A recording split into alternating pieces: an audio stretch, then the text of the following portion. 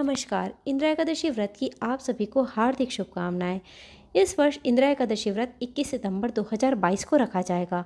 आज के इस वीडियो में मैं इंदिरा एकादशी व्रत की कथा शेयर करने वाली हूं, जिसको सुनने मात्र से भगवान श्री हरि विष्णु की विशेष कृपा प्राप्त होती है, पितरों का आशीर्वाद प्राप्त होता है और पितृदोष भी शांत होते हैं। तो वीडियो अंत तक ज़रूर देखिएगा।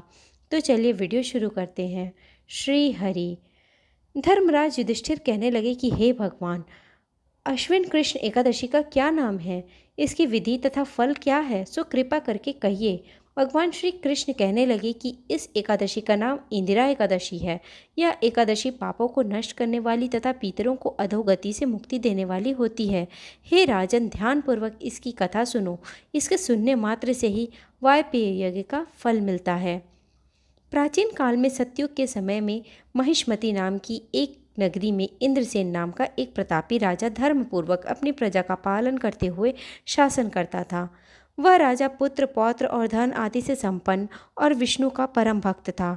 एक दिन जब राजा सुखपूर्वक अपनी सभा में बैठा था तो आकाश मार्ग से महर्षि नारद उतरकर उसकी सभा में आए। राजा उन्हें देखते ही हाथ जोड़कर खड़ा हो गया और विधिपूर्वक आसन व अर्घ्य दिया। सुख से बैठकर मुनि ने राजा से पूछा कि हे राजन, आपको सातों अंग कुशल पूर्वक तो हैं, तुम्हारी बुद्धि धर्म में और तुम्हारा मन विष्णु भक्ति में तो रहता है।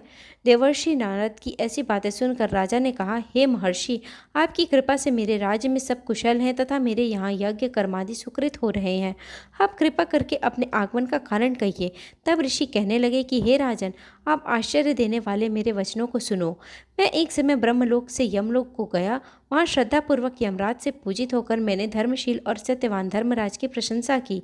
उसी यमराज की सभा में महान ज्ञानी और धर्मात्मा तुम्हारे पिता को एकादशी का व्रत भंग होने के कारण देखा। उन्होंने संदेशा दिया, सो मैं तुम्हें कहता हूँ। उन्होंने कहा कि पूर्व जन्म में कोई विघ्न हो जाने के कारण मैं यमराज के निकट रह रहा हूँ। सो हे पुत्र, यदि तुम अश्विन कृष्णा इंदिरा एकादशी का व्रत मेरे निमित्त करो तो मुझे स्वर्ग की प्राप्ति हो सकती है। इतना सुनकर राजा कहने लगे कि हे महर्षि, आप इस व्रत की विधि मुझसे कहिए। नारद जी कहने लगे, आश्विन माह की कृष्ण पक्ष की दशमी के दिन प्रातःकाल श्रद्धापूर्वक स्नान आदि से निवृत्त होकर पुनः दोपहर को नदी आदि में जाकर स्नान करें। फिर श्रद्धापूर्वक पितरों को श्राद्ध करें और एक बार भोजन करें। प्रातःकाल होने पर एकादशी के दिन दातुन आदि करने स्नान करें। फिर व्रत के नियमों को भक्तिपूर्वक ग्रहण करता हुआ प्रतिज्ञा करें कि मैं आज संपूर्ण भोगों को त्याग कर निराहार एकादशी का व्रत करूंगा। हे अच्युत, हे पुंडरीकाक्ष, मैं आपकी शरण हूँ, आप मेरी रक्षा कीजिए। इस प्रकार नियम पूर्वक शालिग्राम की मूर्ति के आगे विधि पूर्वक श्राद्ध करके योग्य ब्राह्मणों को फलाहार का भोजन कराएं और दक्षिणा दें। पितरों को के श्राद्ध से जो बच जाए उसको सूंघकर गौ को दे तथा धूप दीप गंध पुष्प नैवेद्य आदि सब सामग्री से ऋषिकेश भगवान का पूजन करें। रात में भगवान के निकट जागरण करें। इसके पश्चात द्वादशी के दिन प्रातःकाल होने पर भगवान का पूजन करके ब्राह्मणों को भोजन कराएं। भाई बंधुओं, स्त्री और पुत्र सहित आप भी मौन होकर भोजन करें। नारद जी कहने लगे कि हे राजन, इस विधि से यदि तुम आलस्य रहित होकर इस एकादशी का व्रत करोगे तो तुम्हारे पिता अवश्य ही स्वर्गलोक को जाएंगे। इतना कहकर नारद जी अंतर्ध्यान हो गए।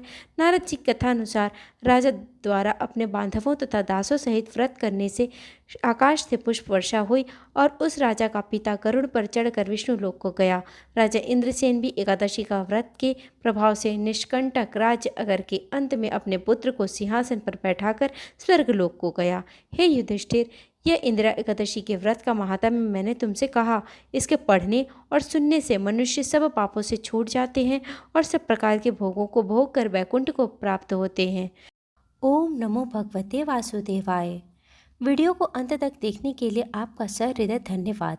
आपको अगर ये वीडियो अच्छी लगी हो तो इसे ज़्यादा से ज़्यादा शेयर करें, लाइक करें, कमेंट करें और अगर अभी तक आपने चैनल को सब्सक्राइब नहीं किया है तो चैनल को सब्सक्राइब करने का बटन भी ज़रूर दबा दें।